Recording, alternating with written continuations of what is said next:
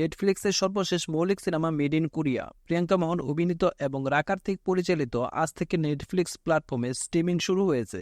সিনেমাটি তামিল, তেলুগু, মালায়ালাম, কন্নড় এবং হিন্দি ভাষায় পাওয়া যাচ্ছে, যা দর্শকদের কাছে এর বিস্তার আরও বাড়িয়ে তুলেছে। কয়েক মাস আগে নেটফ্লিক্স দক্ষিণ ভারতীয় বাজারে তার উপস্থিতি জোরদার করার পরিকল্পনার অংশ হিসেবে তামিল এবং তেলুগুতে 6টি মৌলিক প্রকল্প ঘোষণা করেছিল।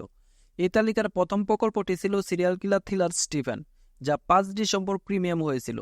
স্টিফেন মুক্তির পর দ্বিতীয় মৌলিক সিনেমা মেড ইন কোরিয়া এখন প্ল্যাটফর্মে এসেছে।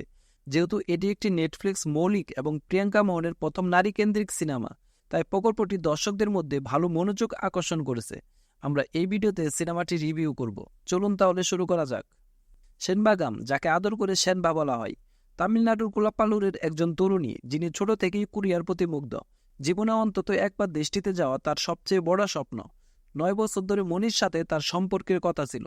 তার বাবা মায়ের ভয় চিন্তা না করে সে তার সাথে পালিয়ে যায়, কিন্তু মনি মাঝপথে তাকে ত্যাগ করে সেনবাকে আটকে রাখে। ঘটনার এই অপ্রত্যাশিত মোড় তাকে কোরিয়ার সিউলে নিয়ে যায়, যেখানে সে নিজেকে একা এবং বিদেশের মাটিতে অচেনা অবস্থায় খুঁজে পায়। কোরিয়ায় পৌঁছানো তার দীর্ঘদিনের লালিত স্বপ্ন অবশেষে বাস্তবায়িত হলেও দুর্ভাগ্যজনক পরিস্থিতিতে এটি ঘটে। সেখানে থাকার সময় কি ঘটে, কিভাবে তিনি চ্যালেঞ্জের মুখোমুখি হন, তা গল্পের বাকি অংশে ফুটে ওঠে। প্রাথমিক দর্শকদের প্রতিক্রিয়া সিনেমাটি সম্পর্কে মিশ্র প্রতিক্রিয়ার ইঙ্গিত দেয়। অনেক দর্শক প্রিয়াঙ্কা মোহনের অভিনয়ের প্রশংসা করেছেন, তবে অনেকেই মনে করেন চিত্রনাট্যটি বেশ কয়েকটি অংশে ধীরগতিতে এগিয়েছে। এই গতির সমস্যাটিকে একটি বড় ত্রুটি হিসেবে উল্লেখ করা হয়েছে। সিনেমাটি 1 ঘন্টা 50 মিনিট ধরে চললেও কিছু অংশ লম্বা বলে মনে হচ্ছে। শুরুর 20 মিনিট এবং শেষের অংশটি আরও কার্যকরভাবে সম্পাদন করা যেত। একই সাথে সিনেমাটি এখনও কিছু আকর্ষণীয় দৃশ্য সহ একটি সহজ বিনোদনমূলক হিসেবে কাজ করে। প্রিয়াঙ্কা মোহন চরিত্রটিকে অকৃত্রিম এবং সম্পর্কিত করে তোলে। তার স্বাভাবিক পর্দা উপস্থিতি বেশ কয়েকটি আবেগঘন দৃশ্যকে কার্যকরভাবে রূপ দিতে সাহায্য করে। দক্ষিণ কোরিয়ার জাতীয় দাদি নামে পরিচিত প্রবীণ কোরিয়ার অভিনেত্রী কিম ইয়ং অক সিনেমাটিতে উম্মা চরিত্রে অভিনয় করেছেন।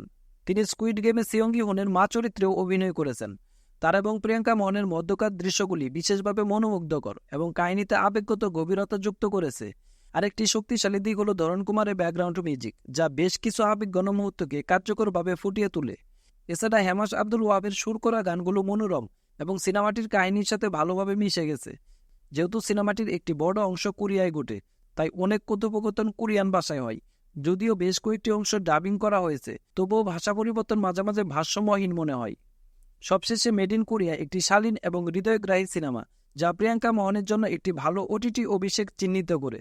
তার আন্তরিক অভিনয়, সিনেমাটির ইতিবাচক বার্তা এবং আবেগঘন মুহূর্তগুলি সিনেমাটির পক্ষে কাজ করে। যদিও অনুমানযোগ্য কাহিনী এবং মাঝে মাঝে ডাবিং ছোটখাটো ত্রুটি হিসেবে কাজ করে, তবুও সিনেমাটি একটি মনোরম দেখার অভিজ্ঞতা প্রদান করে।